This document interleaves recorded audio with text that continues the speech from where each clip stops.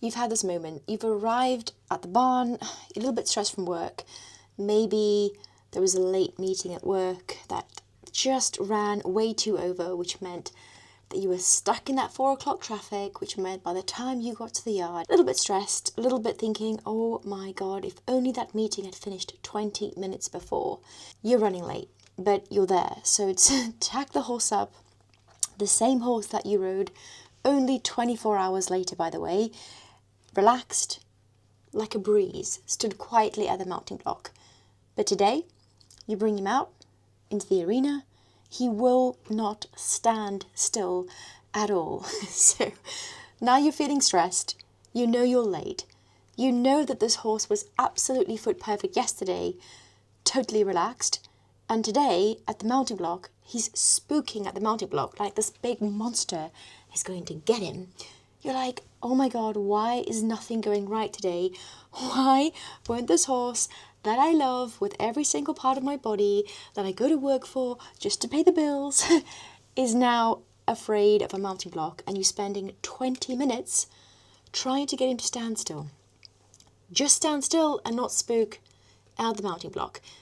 We can't help in this moment think, oh my God, please horse, just work with me and stand still.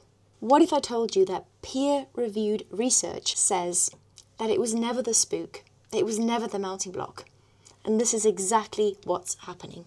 Every rider that I speak to and I've worked with across the world has some kind of variation from this story, and the similar patterns definitely emerge.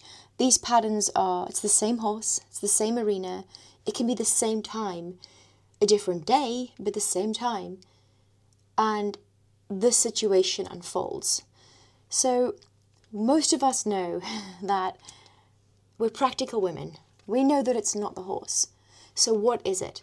What if I told you with this peer-reviewed research that it's called an unrecognized system? There was a study done in 2024, I have it written down here, heart rate synchronization science, okay?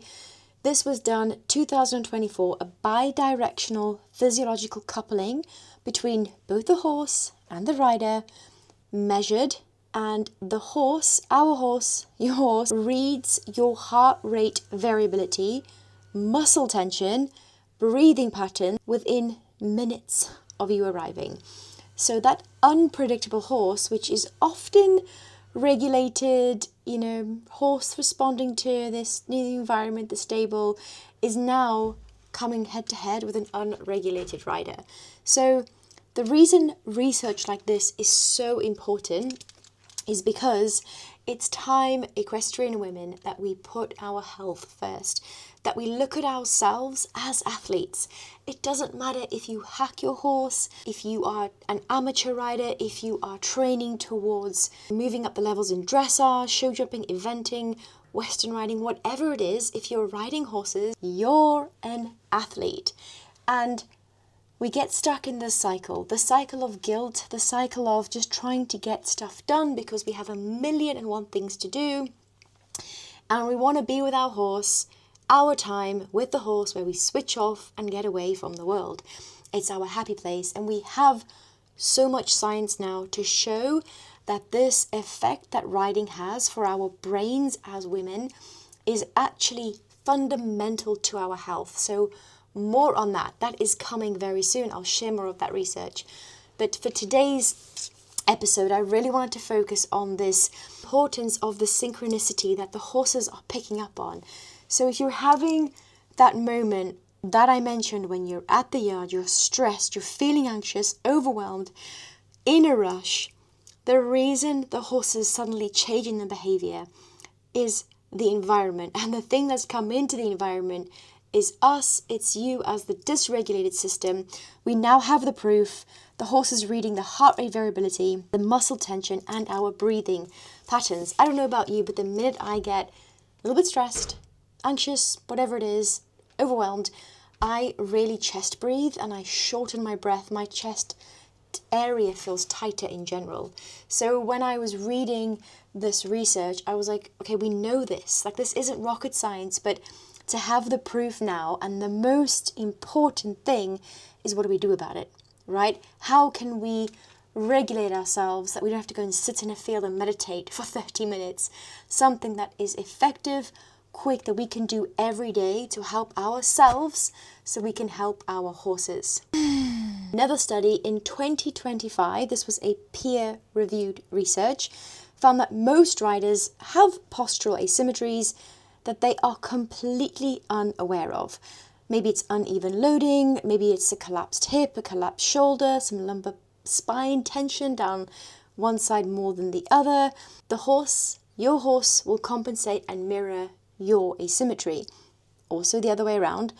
Over time, this can show up as something that some of us find a lot of resistance. Maybe it's going from the left to the right rein, and no matter what you do, how much physio your horse has, the saddle being checked, the vet coming out, the chiropractor coming out, when you change direction, you're like, it's like I'm riding an ironing board.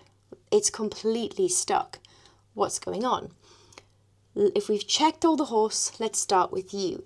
Let's start with asymmetries. And it's so nice to see that this research here that I'm looking at now is really starting to support what most of us know. Most high-performing equestrian women know this. But if we're truly asking ourselves, are we giving our bodies the same intent, the same respect as we do our horses? I don't think we are. I think there's a real gap between, maybe it's financial, maybe it's just a lack of understanding, where most women are so aware of themselves, and when it comes to actually doing something for themselves, there's a bit of guilt. There's a little bit of, I don't know if I deserve that. Of course you deserve it. You 100% deserve it. And remember, your body is an athlete. If you're an equestrian woman and you ride, even if you're working with horses from the ground, as a chiropractor who travels the world, I treat my body like an athlete. Whether it's in Australia, whether I'm in the UK, whether I'm in Ireland, Dubai, I show up as an athlete. The horses know. Why? Because as I just showed in that research that was not only done with the postural, but the one higher up of the heart rate synchronicity in 2024, there is a clear mirroring effect that horses pick up on before we even ride them. So in my case, before I'm even getting my hands on them, they're assessing my situation, my muscle tension, my heart rate, my breathing rate. So here's a statistic for you. The brain is 2% body weight, and it consumes 20% of our energy. 20% of our energy is taken by this. Now, most women that I speak to, especially over the age of 30, and if you're over 30 years old, an equestrian woman, and you haven't followed this page already, give me a follow, subscribe, comment below. I have weekly emails that go out.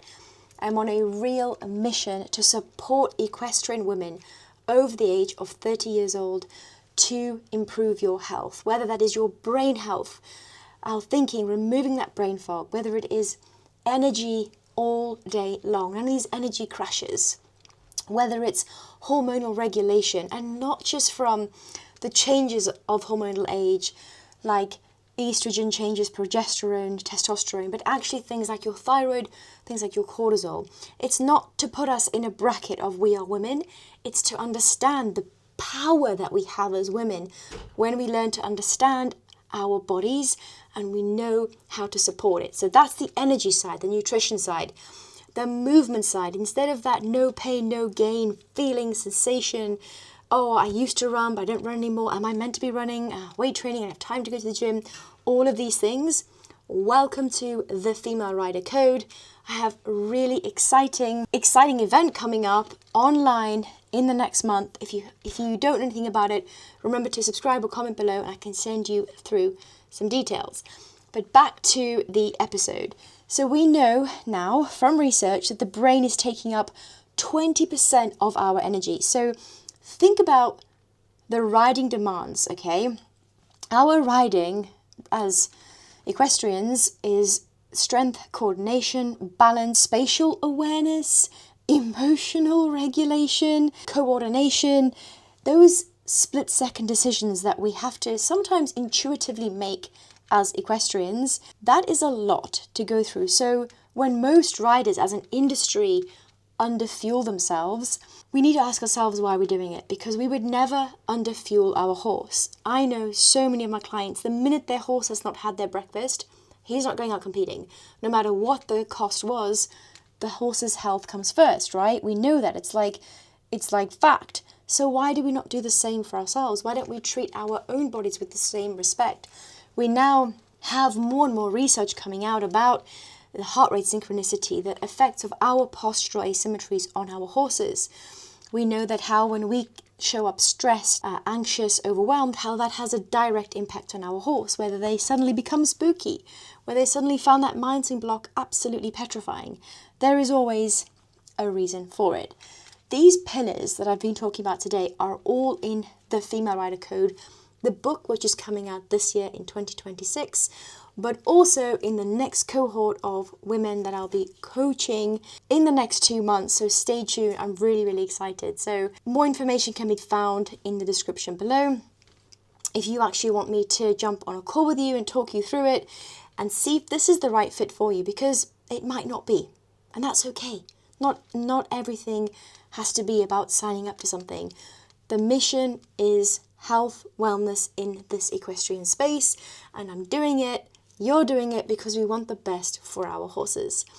Any questions you have, comment below, and I look forward to seeing you in the next episode.